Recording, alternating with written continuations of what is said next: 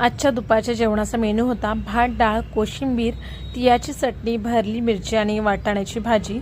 पटकन स्वयंपाक बनवून घेतला आणि लागली तयारीला, कारण आज साडी घालून जायचं होतं मला बाहेर। तर कुठे तर बऱ्याच दिवसापासून आमच्या सोसायटीमध्ये एका मंदिराचं बांधकाम चालू होतं आणि फायनली आज म्हणजे 3 दिवसापासून तिथे कार्यक्रम चालू होता आणि आज होती प्राण प्रतिष्ठापना। तर आम्ही तिथे मंदिरामध्ये महादेवाची पिंड आहे त्याची प्राण प्रतिष्ठापना होणार होती आणि आम्ही रेडी होऊन आता तिथे चाललेलो आहोत।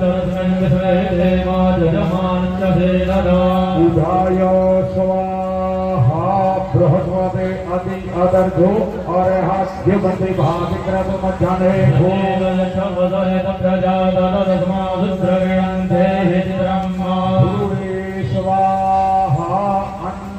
आणि बाहेर राहत असल्यामुळे कधी मधी साडी घातली जाते आणि त्यामुळे त्याची एक सुंदर आठवण म्हणून असे फोटो आम्ही काढून घेतले आणि खरंच खूप छान वाटलं पूजेला जाऊन आल्या।